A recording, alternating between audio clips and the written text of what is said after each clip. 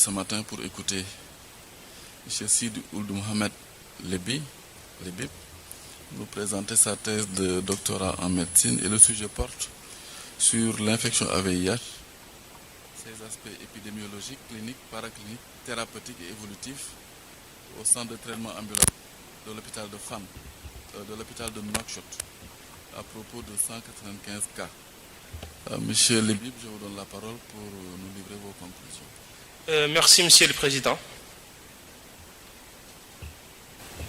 L'infection par le VIH pose un problème de santé publique à l'échelle mondiale avec un impact socio-économique considérable.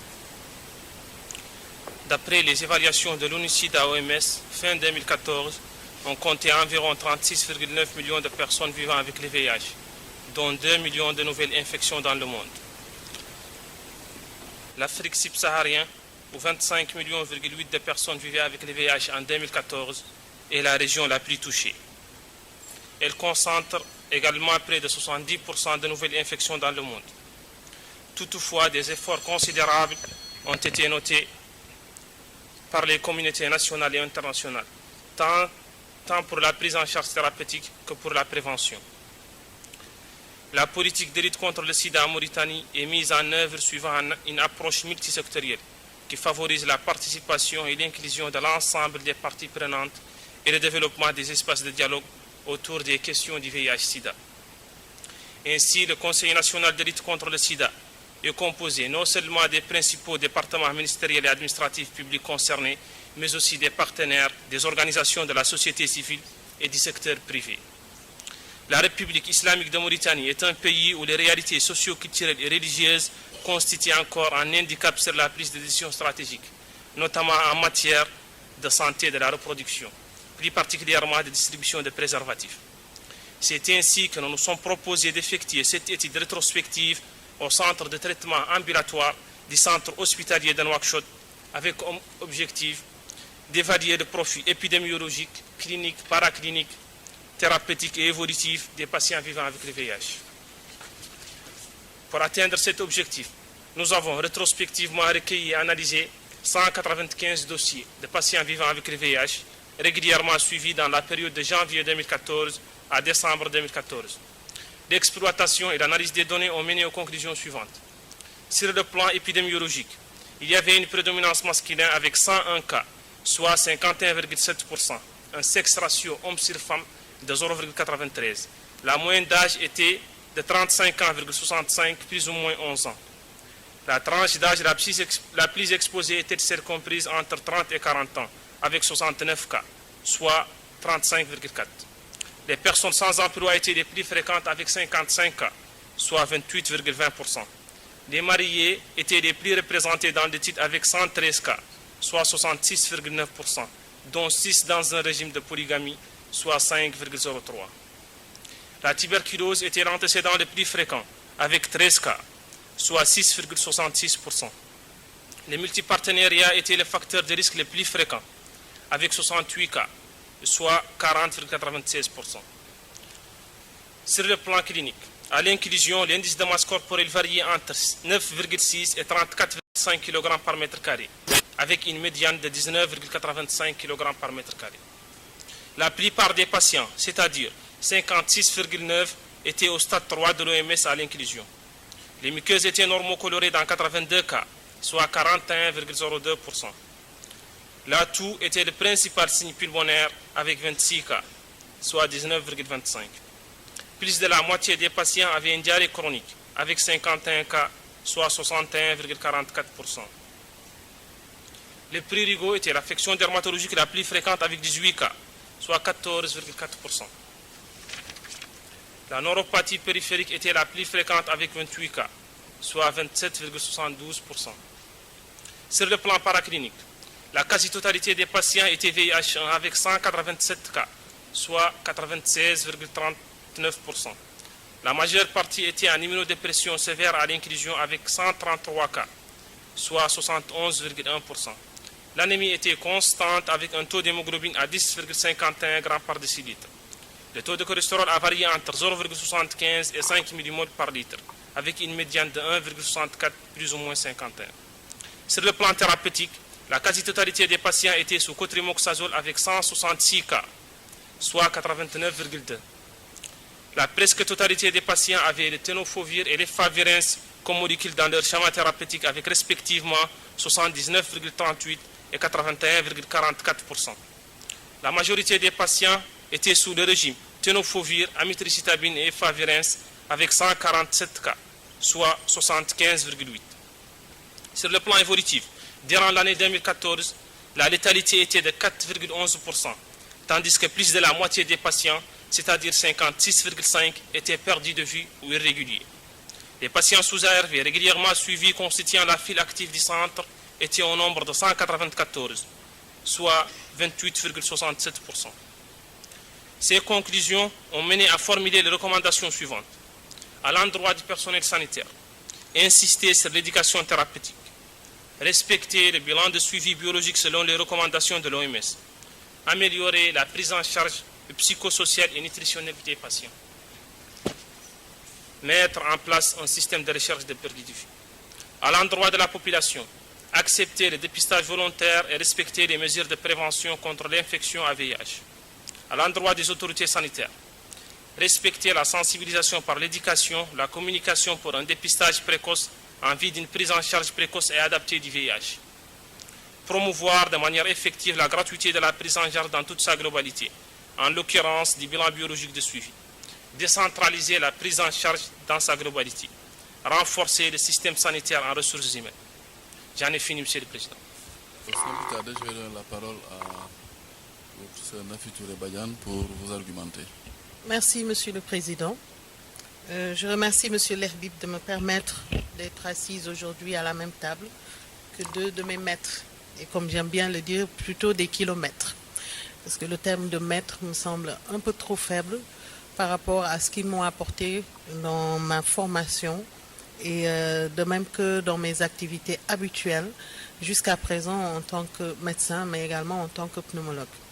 Le professeur Barandiaï est le pharmacien en chef de l'hôpital Fann, mais il a une double casquette. Casquette de pharmacien, de chimiste, mais également casquette d'administrateur. Parce que depuis plusieurs années, il est le second du directeur de l'hôpital Fann sur le plan de la gestion administrative, surtout gestion des patients et la gestion du personnel médical.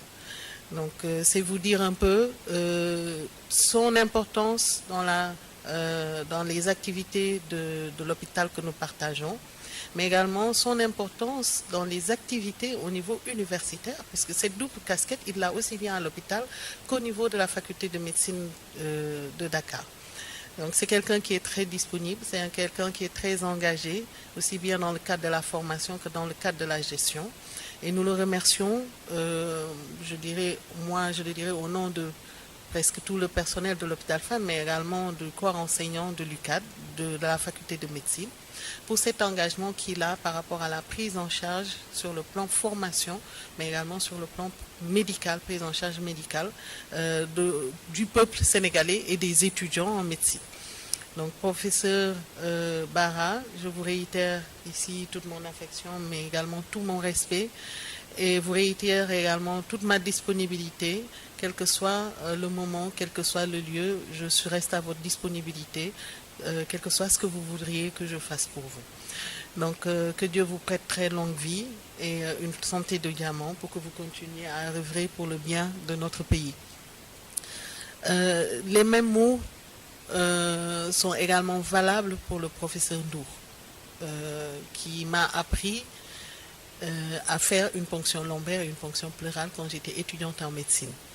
J'ai reçu hier une photo d'un ancien major des maladies infectieuses où j'étais étudiante, c'était dans un pot de départ de cet ancien major. J'étais étudiante en 4e année de médecine. Il était interne des hôpitaux. Il faut que je lui montre cette photo. Tout jeune interne des hôpitaux, mais il nous avait tellement impressionnés par également son engagement, parce que quel que soit le jour où on passait dans le service des maladies infectieuses, on le trouvait là. C'était vraiment l'interne modèle. Donc toujours présent et toujours prêt à nous apprendre des choses sur les pathologies infectieuses. Et il continue à le faire parce que moi je le sollicite régulièrement dans le cadre de l'encadrement de mes thésards, mais également dans le cadre moi-même de ma formation sur le plan rédactionnel, rédaction de thèses, rédaction d'articles, rédaction de protocoles de recherche, parce que il est extrêmement pointu là-dessus. Et c'est quelqu'un qui nous aide et qui reste toujours très disponible. Je lui réitère également tout mon engagement et aussi tout mon respect. Et lui souhaite une très longue vie et une santé de diamant. Que Dieu vous garde et vous aide à continuer à œuvrer pour le peuple sénégalais parce que nous avons encore tous besoin de vous. Donc, j'ai lu ce travail avec beaucoup d'intérêt parce que c'est quand même une pathologie qui est très connue et c'est une pathologie qui est très répandue dans nos pays. Et je pense que le Sénégal et la Mauritanie, c'est une histoire qui date d'il y a longtemps. C'est le même peuple, moi je dirais. Les frontières ont été établies par les colons, mais nous restons le même peuple. La preuve, Rosso, c'est une région que nous partageons. On dit Rosso Mauritanie, Rosso Sénégal, mais c'est la même chose. Donc, nous avons les mêmes réalités, nous avons les mêmes difficultés par rapport à la prise en charge des patients. Et dans cette prise en charge, les VIH posent véritablement problème. Et tu l'as certes souligné avec les contraintes sur le plan des politiques de santé qui sont en train d'être améliorées, mais qu'il faut continuer à améliorer. Donc ce travail nous a permis d'avoir une visibilité un peu de cette épidémie, je dirais même plus épidémie, c'est une pandémie. Il me corrigera, c'est une pandémie parce que c'est vraiment un problème de santé publique qui touche les pays à faible revenu dont nos pays font partie. Donc avec une prévalence, la chance que nous avons entre guillemets, c'est que nous n'avons pas une forte prévalence par rapport à d'autres pays africains ou d'autres pays à faible revenu. Mais malgré cette prévalence relativement faible, c'est quand même un certain nombre de patients qu'il faut prendre en charge, qu'il faut diagnostiquer et qu'il faut prendre en charge avec toutes les difficultés inhérentes à cette prise en charge. Donc là, ce travail nous a permis d'avoir cette visibilité par rapport à cette politique de prise en charge au niveau de votre pays, qu'est la Mauritanie. Mais ce qu'il faut savoir, c'est que la perfection n'est pas de ce monde. La perfection reste divine et toute œuvre humaine est passible de correction. Il y a quelques éléments correctifs qu'il faudra apporter à ce travail pour le rendre, quand vous rendrez le document final. Quelques éléments de forme, je n'insisterai pas là-dessus, il y a beaucoup de coquilles, beaucoup de fautes d'orthographe, des S qui manquent. Ce que je vous suggérerais, c'est de donner le document à un littéraire. Parce que quand vous le donnez à un médecin, nous, c'est le fond qui nous intéresse. Donc, certaines fautes peuvent passer inaperçues parce qu'on lit en réfléchissant, alors que le littéraire ne lit pas en réfléchissant sur le fond médical. Il lira en tant que littéraire et pourra trouver certaines fautes et certaines tournures de phrases, il pourra les améliorer. Mais n'empêche, c'est quand même un travail qui est très facile à lire, avec un français, je pense, quand même correct, et qui est très complet Et sur le plan méthodologique, on sent nettement la touche de votre directeur de thèse. Il y a très peu de remarques que j'aurais pu faire. La première remarque que je vous ferai sur le plan de la forme, et j'y tiens, mon nom, c'est Nafissatou Oumar Touré Badiane. Ils ont l'habitude de me l'entendre dire. Je suis Nafissatou Oumar Touré, mais épouse Badiane. Et si je suis maître de conférence agrégée, je sais c'est grâce à Allah, mais mon mari en a vu des vertes et des pas mûres au moment où je préparais ce concours. Donc il m'a beaucoup soutenu, il a tout encaissé, donc c'est le minimum d'hommage, c'est un hommage minimum que je peux lui rendre en mettant son nom de famille, parce que je suis quand même épouse Badiane. Donc ce serait peut-être bien de le corriger ici. Ensuite, la première partie, il n'y a quasiment rien à dire. Hein. Je pense que c'est assez bien fouillé et ça a permis de faire un rappel sur cette pathologie. Donc je vais directement à votre étude. Ce qui m'a un peu gêné, c'était soit, vous auriez peut-être pu le mettre ou dans la méthodologie ou dans la première partie, on n'a pas senti quelle est réellement la politique de prise en charge du VIH dans votre pays. Je donne juste un exemple. Est-ce que le dépistage, est-ce que le diagnostic est gratuit? Est-ce que la prise en charge thérapeutique est gratuite? Ce ne sont pas les mêmes politiques d'un pays à l'autre. Au Sénégal, il a fallu un long processus pour qu'on y arrive. Au début, c'était extrêmement cher. Ensuite, le gouvernement a adopté une politique allant jusqu'à la gratuité de la prise en charge du traitement antirétroviral pour les patients VIH qui en ont besoin. Donc on ne l'a pas senti ici. Quelle est la politique de la Mauritanie? Est-ce que cette prise en charge est gratuite pour vos patients VIH? Il est extrêmement important de le souligner pour qu'on puisse comprendre pourquoi dans certains cas on a un certain nombre de patients pas très importants qui sont sous traitement. Est-ce qu'il y a des limites sur le plan financier ou pas? Donc ce serait peut-être important que vous vous renseigniez et que vous le complétiez pour le document final. Ensuite, à la page 59, c'est vrai que vous êtes un pays, je dirais, arabophone, mais plus francophone qu'anglophone. Ou bien? Et à la page 59, vous nous mettez une carte avec des termes anglophones. C'est bien, hein? Il faut savoir maîtriser l'anglais, mais pour rester logique dans votre rédaction, mettez-nous un document, et je suis sûre qu'il y en a beaucoup, la carte de votre pays, mais avec des termes francophones. Mauritania, moi je dis Mauritanie. Ensuite, à la page 63, quand vous donnez les critères d'inclusion, j'étais un tout petit peu perdue. Je pense que ça mérite que vous soyez plus précis par rapport aux critères d'inclusion. Vous nous avez donné les patients infectés par le VIH, vous avez mis patients infectés par le VIH, patients sous trithérapie antirétrovirale, patients régulièrement suivis au CTA.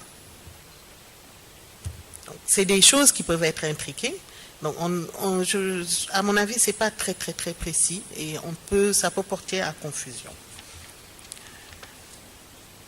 Toujours dans la méthodologie, l'itinéraire de vos patients. Comment les patients arrivent dans cette structure, dans ce centre de traitement ambulatoire, envoyés par qui, référés par quel type de médecin?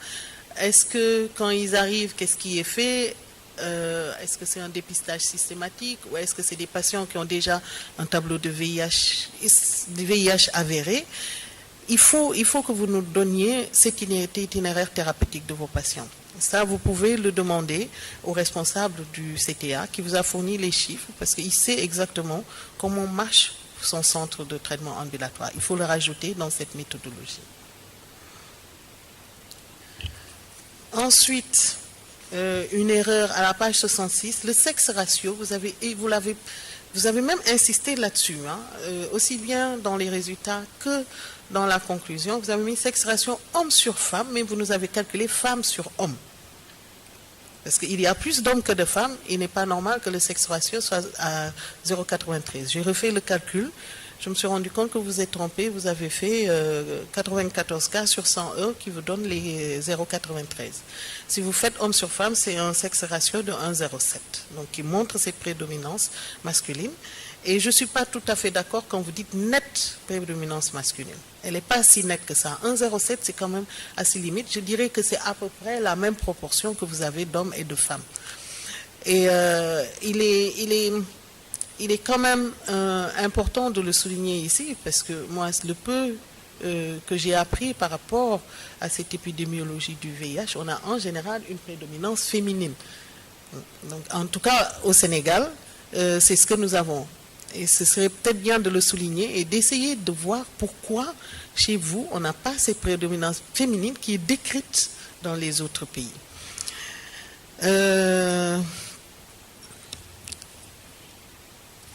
Ensuite, toujours à la page 66, quand vous nous donnez le total de dossiers qui ont été colligés, il y avait 680 dossiers colligés, 239 qui sont suivis, et que sont le gap qu'il y a entre ces 680 et ces 239. Le reste des patients non suivis, ils sont où et qu'est-ce qui s'est passé? Parce que je pense que ça pose un réel problème par rapport à la prise en charge et par rapport au suivi des patients. C'est quand même un nombre assez important. Il y a beaucoup plus de patients non suivis que de patients suivis, si on compare par rapport au nombre de dossiers de PV-VIH. À la page 70, je suis un peu gênée par votre figure 15. Et on retrouve le même style de figure à la page 75. Je pense que ça ne reflète pas vraiment ce que vous voulez dire. Je n'aurais pas fait cette figure linéaire qui n'est pas très représentative des données que vous avez. Il aurait peut-être... À mon avis, la seule phrase que vous avez en dessous répond un peu, montre un peu les résultats que vous avez par rapport à l'IMC et au taux d'inclusion. Vous nous avez donné la moyenne, la médiane, c'est ça qui nous intéresse, mais pas cette évolution, cette graphique linéaire, enfin pas si linéaire que ça, mais cette courbe, elle est un peu gênante pour moi. Moi, je l'aurais reprise et j'aurais juste mis un laïus sans forcément mettre de graphique, de figure. Donc c'est valable pour la figure 15 et la figure, je vous donne le numéro. Bon, d'ailleurs, vous n'avez pas mis de numéro pour cette figure. À la page 75. Vous avez oublié de mettre le numéro. Il faut le préciser.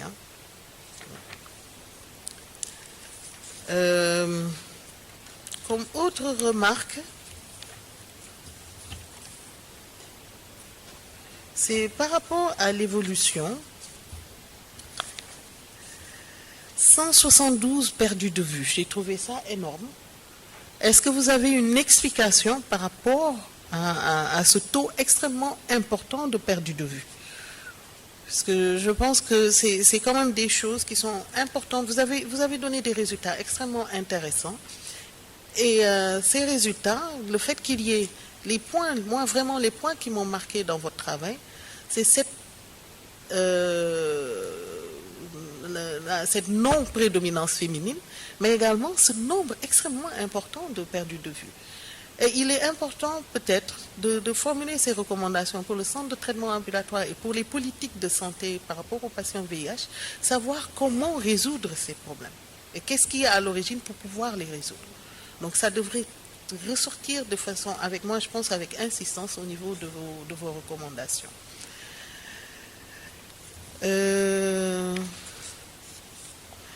C'est essentiellement les remarques que j'avais à vous faire. Donc c'est vous dire que je l'ai lu avec beaucoup d'intérêt. Et il serait peut-être extrêmement intéressant que vous retourniez auprès du responsable du centre de traitement ambulatoire pour essayer de comprendre tous ces gaps et toutes ces difficultés qui sont un peu inhérentes à cette prise en charge et voir quelles sont les recommandations qui peuvent remonter à des niveaux plus hauts sur le plan administratif et au niveau de l'État pour proposer et améliorer le plan stratégique et voir si ce plan stratégique, s'il n'y a pas d'amélioration à y apporter et s'il n'y a pas de solutions à proposer pour que ces plans, les directives du plan stratégique puissent être appliquées et de façon un peu plus intéressante. Voilà, c'était un peu les remarques que j'avais à faire. C'est un travail, moi je dirais de haute facture. Il est extrêmement important de faire l'état des lieux, quel que soit le pays dans lequel on est, l'état des lieux par rapport à ces problèmes de santé publique. Et ce sont réellement des problèmes de santé publique qu'il faut gérer et qu'il faut gérer, pas seulement au niveau local, mais à un niveau beaucoup plus large, à un niveau politique même. Donc je vous félicite d'avoir mené ce travail. J'en profite pour féliciter votre co-directeur de thèse, je pense qu'il a été disponible et qui a pu vous permettre d'accéder à toutes ces données et de pouvoir les analyser. Je ne félicite pas mon maître, on ne félicite pas son maître, on lui rend hommage. Donc je rends hommage au professeur Ndour qui vous a coaché dans ce travail et qui a permis d'avoir ce travail de qualité. Je ne vous connais pas beaucoup, je vous ai côtoyé quand vous êtes venu me solliciter pour figurer dans votre jury de thèse.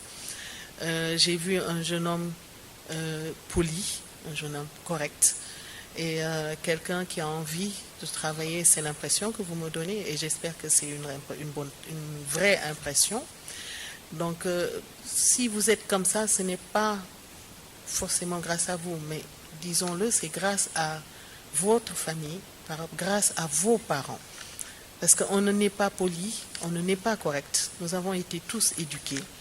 Nous sommes venus, je dirais, entre guillemets, vierges par rapport à comment se comporter dans la vie, le bien faire et la bienséance. Et ça, c'est des choses qu'on acquiert en étant en contact avec de bonnes personnes. Donc, il faut féliciter vos parents d'avoir fait de vous ce que vous êtes, de vous avoir soutenu jusqu'à ce que vous arriviez à ce niveau, parce que vous le leur devez. Ils vous ont soutenu aussi bien sur le plan moral, ils vous ont soutenu aussi bien sur le plan familial que sur le plan financier, parce que les études médicales sont des études extrêmement longues. Si vous n'avez pas ce soutien familial, ce n'est absolument pas évident d'y arriver. Donc je leur rends hommage, je les félicite, vos parents, mais également toute votre famille, et tous vos amis, mais également la communauté mauritanienne, que je n'appelle pas communauté mauritanienne, c'est communauté arabo-berbère du Sénégal, parce que nous constituons une même famille. Et j'ai regardé les dédicaces roses. Hein. Là, je lui marche sur la langue. Je ne sais pas si c'est à cause des parents, mais je n'ai pas vu de dédicace rose. Donc, si vous n'avez pas encore chaussures à votre pied, vous n'avez pas de douce moitié, pour un complément de votre formation, il faut une formation socio-familiale. Donc, cherchez une belle femme. Pourquoi pas une Sénégalaise, pour compléter les choses, qui vous comprendra et qui vous épaulera pour que vous continuiez à être épanoui sur le plan professionnel. Donc je vous dis bon vent et vous souhaite une carrière bien remplie et une vie familiale bien remplie. J'en ai fini, Monsieur le Président. Merci, Professeur Nafi Touré Badiane, j'insiste sur le Badiane. Sidi, Professeur Nafi a globalement apprécié votre travail. Elle a juste apporter quelques contributions, mais également des interrogations par rapport à un certain nombre d'informations qui manquent dans votre document. Donc je vous donne la parole pour la remercier comme elle le mérite, mais également prendre acte de ses remarques. Et voilà, donc vous avez la parole. Merci, Monsieur le Président. À notre maître et juge, le professeur Nafissatou Oumar Touré Badiane. C'est un honneur et un privilège pour nous de vous compter dans notre jury de thèse malgré vos multiples occupations. Vos qualités humaines, votre rigueur scientifique et vos compétences professionnelles forcent le respect et l'admiration. Veuillez, cher maître, trouver dans ce modeste travail l'expression de notre profonde gratitude et nos sincères remerciements. Notre maître et juge a fait des remarques et des contributions dont on tiendra compte dans l'élaboration du document final. Voilà, merci Sidi. Je passe la parole à votre directeur de thèse, ce mot. Merci, Monsieur le Président. Cher Sidi Mohamed, à mon tour de vous remercier. D'abord d'avoir accepté de mener ce travail, un travail de terrain. Le professeur Nafissatou Oumar Touré Badiane l'a dit, un travail qui consistait à faire un état des lieux Et c'est extrêmement important à un moment donné, dans un pays ou dans un site donné, d'évaluer la qualité de la prise en charge. Donc, c'est de voir les points faibles, les points forts, la conformité avec les recommandations et surtout de faire des recommandations pertinentes. C'est ça l'intérêt de ce travail, c'était ça l'objectif. Merci aussi de me permettre, à travers ce jury, de siéger à côté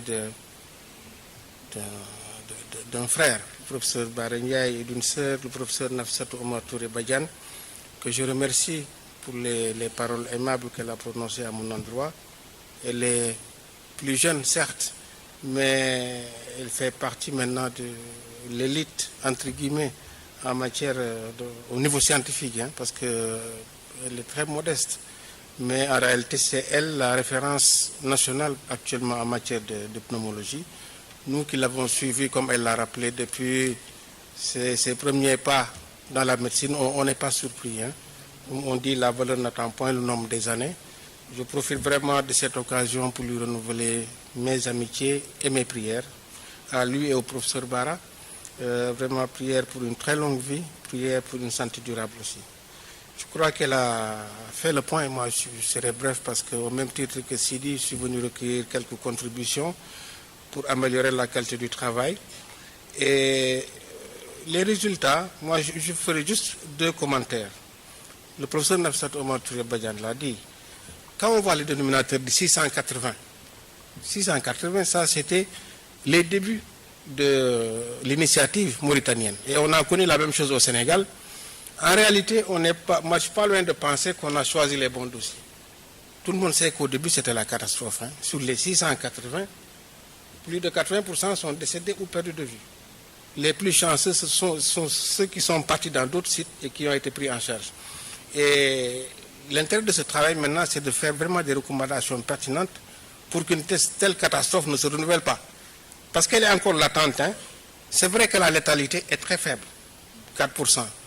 Mais 56% des patients sont perdus de vue ou en instance de l'être parce qu'ils sont irréguliers. Et je crois que la recommandation sur non seulement le système de recherche de perte de vue, parce que là c'est déjà trop tard, ils sont déjà perdus de vue. Il faut voir comment faire pour minimiser cette prévalence-là. Et ça, c'est la préparation au traitement. Et comme elle l'a dit, c'est important aussi dans le cadre d'études de parler du circuit de prise en charge. Ici, quand on a eu le problème au Sénégal, on a initié 3 visites pré-thérapeutiques. Donc avant de commencer le traitement, il y a 3 visites d'initiation, d'entretien, où on prépare le malade. Parce que les gens, ils prennent le traitement, mais il y en a qui, au bout de 2 ans, ne savent même pas que c'est un traitement à vie. Ça veut dire que bon, il s'attend à du jour au lendemain qu'on lui dise que tu arrêtes. Et donc ça veut dire que c'est une erreur médicale et nous ne préparons pas suffisamment les malades. Le deuxième commentaire, c'est par rapport, elle l'a dit aussi, par rapport au sexe ratio. Nous, initialement, au Sénégal et dans beaucoup de pays africains, c'était une nette prédominance masculine. Après l'épidémie, c'est féminisé et maintenant, on a une nette prédominance féminine. Il me semble qu'en Mauritanie, c'est comme les débuts de l'épidémie au Sénégal. Et la tendance, c'est que ça s'inverse, hein, parce qu'on le sait, que ce soit en Mauritanie ou au Sénégal, la transmission du VIH est beaucoup plus facile de l'homme vers la femme que de la femme vers l'homme. D'où cette vulnérabilité biologique qui fait que la femme est plus exposée et certainement dans quelques années, on aura plus d'hommes plus de femmes que d'hommes. C'est pour dire globalement, je suis très satisfait de ce travail-là et je m'avais terminé surtout par des félicitations à l'endroit de Sidi Ould Mohamed, un étudiant vraiment sérieux, travailleur. Moi, je n'ai pas eu de difficulté avec lui. Hein. Vraiment, il faisait ce qu'il fallait faire, il le faisait rapidement et il le faisait bien. Et je profite de l'occasion aussi pour rendre hommage à toute sa famille, tous ceux qui l'ont accompagné. J'ai vu que votre papa n'est plus là, mais je sais qu'il doit être très fier de vous en ce moment là où il est. Mais vous devez être beaucoup plus fier de lui encore parce qu'il a fait de vous ce que vous êtes devenu. Terminer à mon tour par des vœux, en vous souhaitant une longue vie, en vous souhaitant une brillante carrière universitaire et beaucoup de bonheur au plan familial. J'en ai fini, monsieur le Président. Merci, M. Ndour. Si vos directeur de thèse est également satisfait, il a juste apporté quelques clarifications. Donc, je vous donne la parole pour le remercier chaleureusement, mais également Chemin faisant, vous allez remercier votre co-directeur de thèse, le docteur Mazouz, du CTA de Nouakchott. À notre maître et directeur de thèse, le professeur Cheikh Tijani Ndour, vous avez dirigé à main de maître ce travail. Votre enthousiasme pour toute recherche, votre attention et la mise en œuvre de vos connaissances et savoir-faire au service de vos étudiants font notre chance et forcent notre admiration.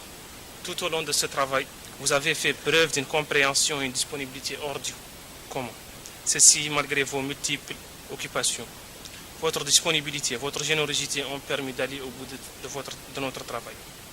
Soyez assurés, chers maîtres, de notre reconnaissance et notre profonde gratuité. Notre maître et directeur de thèse a fait des remarques et des contributions dont on tiendra compte dans la correction finale. Si vous me permettez, Monsieur le Président, à mon directeur de thèse, à mon co-directeur de thèse, le docteur Mohamed Valoul Mazouz, la spontanéité et la chaleur avec lesquelles vous avez accepté de co-diriger ce travail nous ont honorés profondément. L'amabilité, la sympathie, la disponibilité et l'humilité que certains de vos nombreuses qualités humaines. Votre rigueur scientifique et votre gentillesse à l'égard des étudiants nous touchent énormément. Nous espérons que ce travail serait l'effet dynamisme dont vous avez fait preuve. Chers maîtres, c'est l'occasion pour nous de vous adresser notre profonde admiration. Veuillez accepter la silence de notre respect. J'en ai fini, Monsieur le Président.